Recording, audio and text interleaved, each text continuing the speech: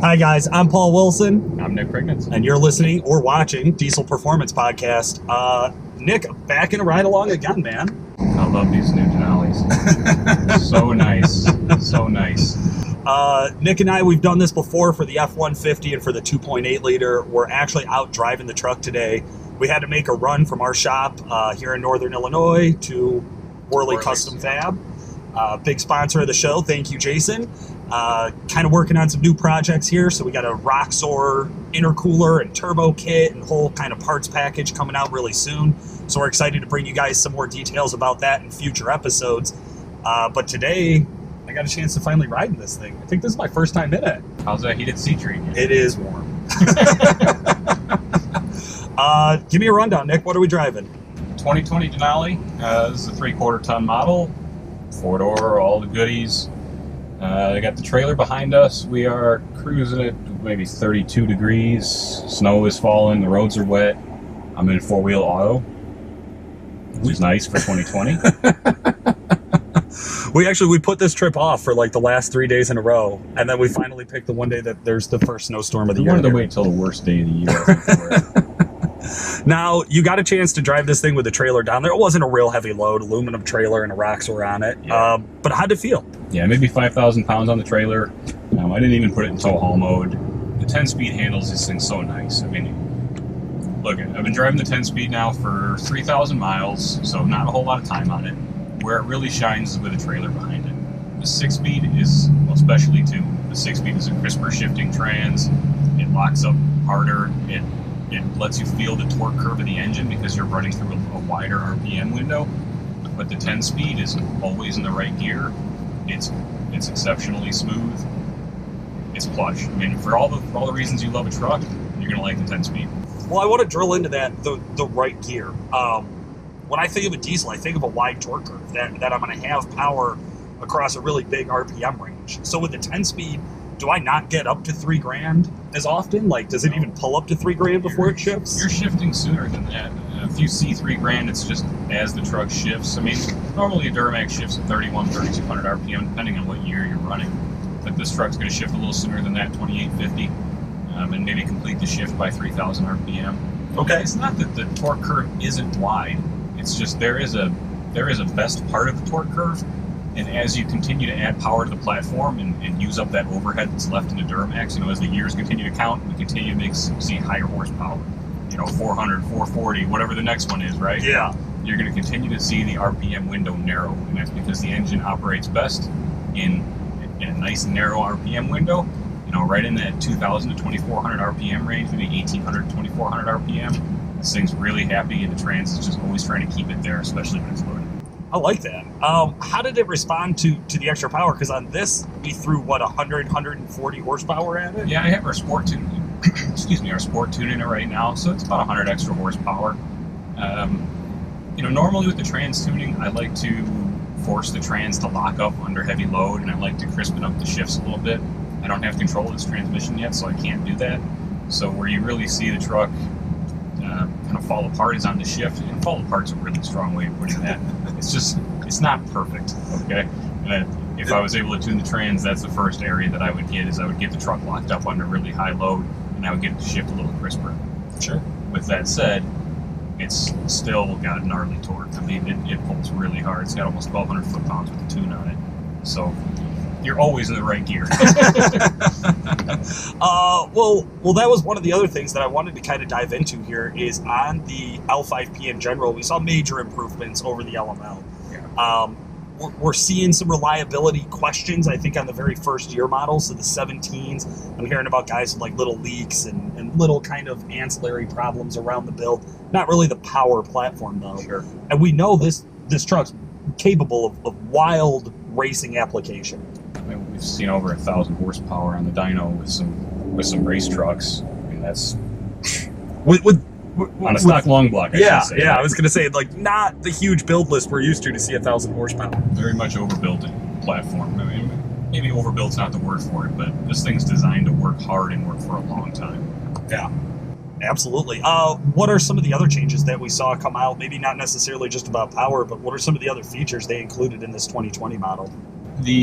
So new for 2020, and this is all over the internet, but new for 2020 is the upgraded oil cooling system. So you get double the capacity in the oil cooler, which, we talk about on why is my truck overheating or why is my truck getting hot. The oil cooling is a big deal, and those piston squirters are spraying oil at the bottom of the pistons, and they are first line of defense for keeping that thing cool and transferring that heat into the cooling system. So to have good oil cooling, especially under high load for a long time, is really important. Sorry, my heated seat's getting a little bit too hot here. The other big thing that and this is new for the L5P, but it's worth mentioning on the 2020, is the turbocharger design, specifically on the turbine side. Very tight on the turbine. Just sharp, a newer design. It's a BorgWarner design. The nozzle ring is smaller, it's tighter, it's more precise. They have sharper control over it. The turbocharger on this truck is wherever you want it to be. It's always there. There's no RPM where you can roll in it and not feel a turbocharger come on. See, and that's kind of impressive to me, because as we tore that first L5P turbo apart, I looked at it externally and said, that's not a very impressive turbo. just to go from the Garretts that are this large compressor cover up front, and they look more massive, they look more beefy, and then you look at the L5P turbo, it looks physically smaller, and as you open it up in the cage, I really started to question the cage was the first clue that I was like, oh man, I don't know if we're going to be able to make power on this thing. But the cage does what the engineers want, and that is to narrow the rev range where it performs really well. They have awesome low-end response. So that low-end response is going to give you good mileage. This thing has 342 gears and 10 speeds, right? So if you can get it up in that higher gear and lug along at 11 or 1200 RPM, that's a real asset to the driver. Absolutely. What's a ballpark? Have you been tracking mileage at all on it? I know this thing's still pretty new. 16, 17 mixed. I mean, I'm going from fall to winter now, so it's really all the worst case scenario, because you're short tripping too. It's not like you're on the highway to get to work. The best mileage the truck has seen is 23 miles per gallon over a 50-mile run. That's just highway miles. It's the same as the LML. Yeah, I mean, I would say it's a little better than the LML. I think the 342 gear is gonna really shine for those guys who are concerned about mileage. So if you're running 2-lane and you're trying to keep the truck, in a good mileage band and keeping your speed under control, the 342 gear and the 10 speed is going to give you a nice cruising speed, and it's going to keep you happy in the wallet. How about emission systems? Were there any changes, like the amount of DEF or DEF spray, DEF usage? Any changes to the emissions equipment throughout this model year or through this RPO? It looks like they moved the DEF control to a different module, so it's no longer in the ECM. But as far as physical construction and operation of, I don't see any difference in the emission system on this model. I could be wrong. I'm not an expert. I haven't torn apart every piece of it. Yeah. But physically, it looks very similar. I know the EGR placement changed and EGR kind of setup changed a little bit on it. But yeah, I didn't see any functionality difference. They're all still going to be all the same pieces, maybe just look a little different or a little bit different in places on these. Cool, man. Well, what's the plan for this truck? Where do we go from here? We're going to continue to run it with a tune on it, track regen frequency, track mixture control. So we want to be sure that our tunes are running within the right lambda limits, so within the right particulate output, so that we're not excessively polluting the DPF, especially under high horsepower. So, the same things that we did with the 17th truck, continue to run it hard, and make sure it performs. Now, because the system is very much similar to the 17, my expectation is the truck's going to be reliable and we're not going to have very many issues there. The one thing that I am excited about, though, is if we can get 10-speed support. I think that'll be a really nice thing for the marketplace. I think the guys with these trucks will really appreciate that. As nice as this trans is, for the performance enthusiast, it can really benefit from a little firmer feel and a little more aggressive lockup, in my opinion. And we'll see how well the trans survives long term. It is a monster. Yeah. It does not look... The torque converter looks big. Everything looks big on this thing. I think it's going to be, the most desirable trans out there at some point in the near future. Yeah, I definitely think for the guys that are using the truck every day, where it's not like a dedicated race vehicle or something crazy, yeah, I think it just makes sense. There's a lot of benefits to these 10 speeds. We saw it in the F-150. That's got a higher number of gears in it as well. Exactly. And it shifted great. I was impressed. It's one of the few 10 speeds I've driven that I was like, oh, I don't mind that they put more gears in it.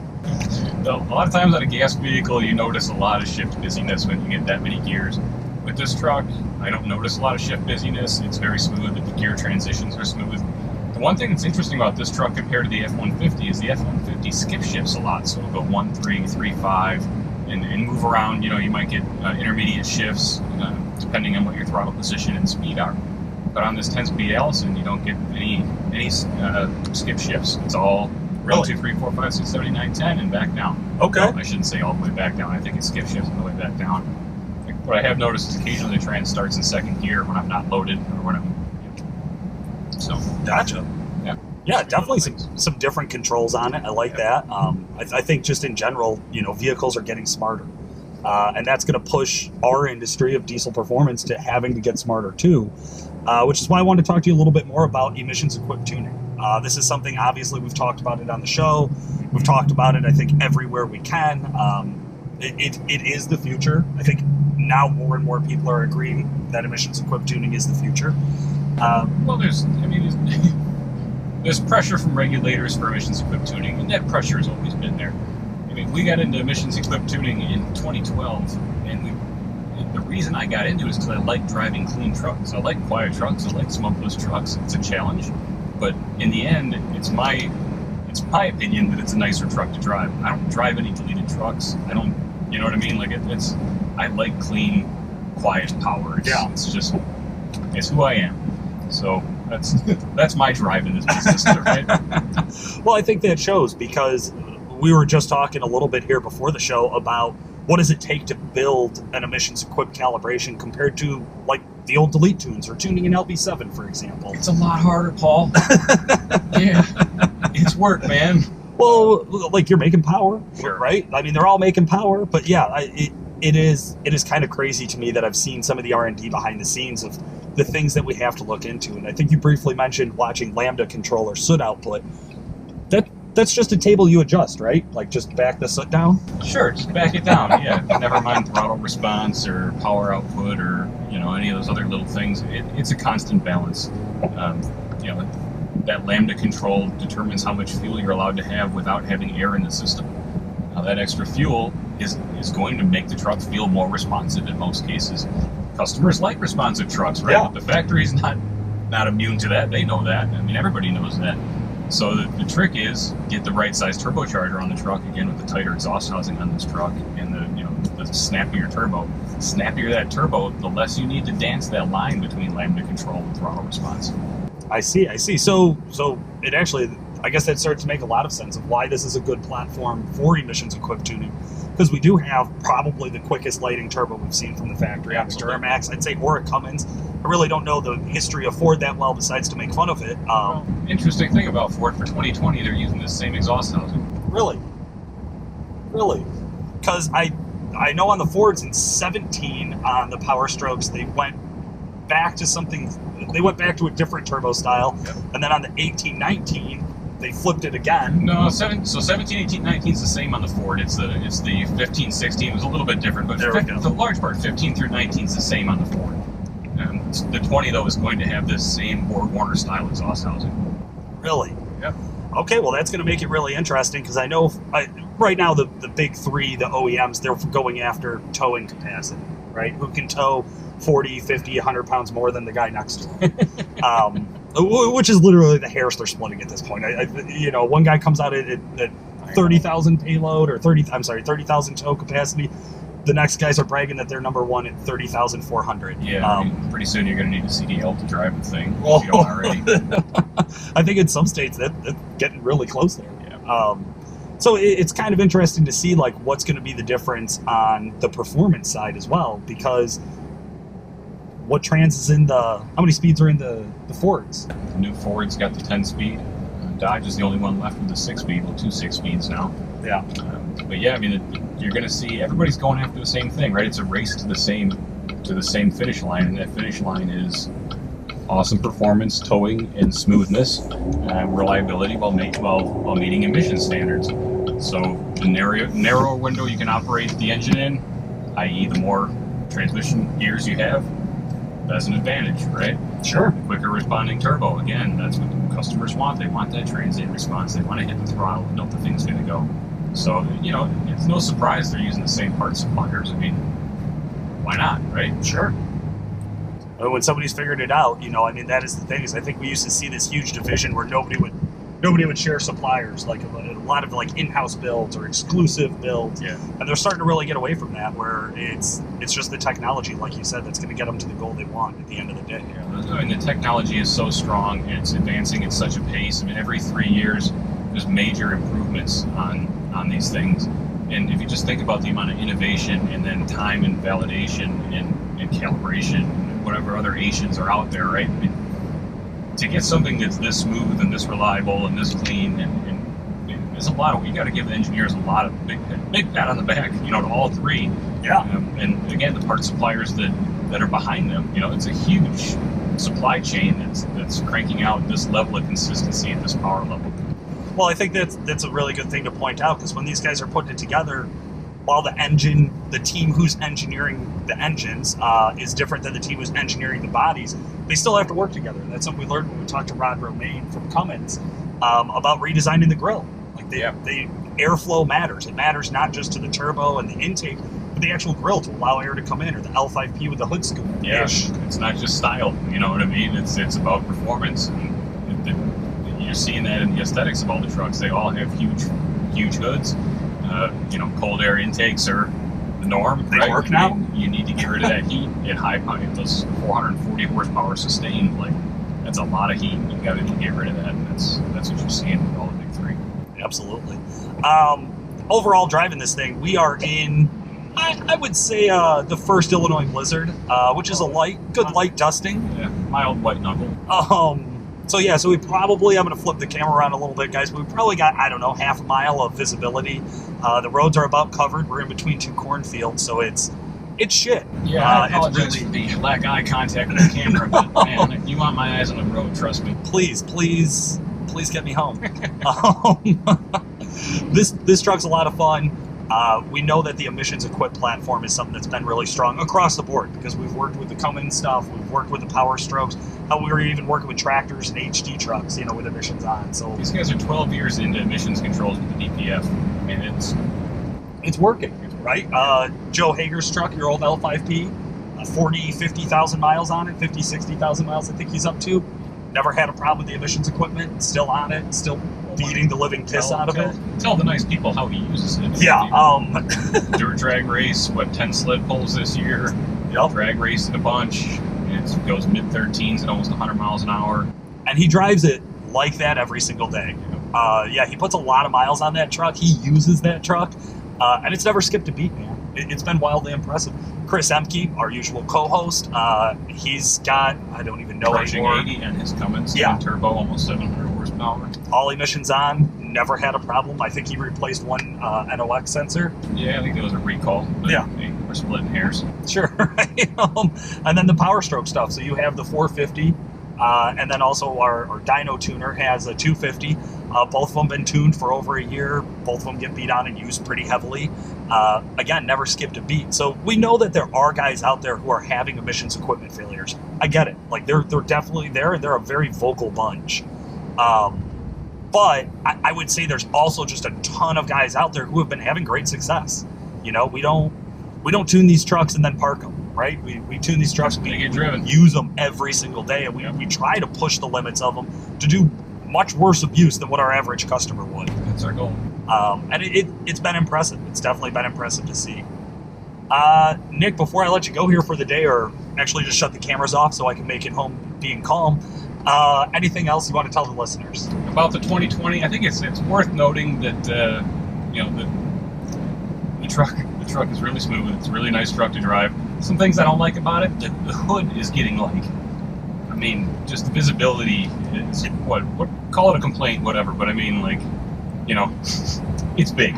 It is. The truck is big, it's tall, it's not something you're gonna want to put your wife in without a little bit of practice, or put your young driver in.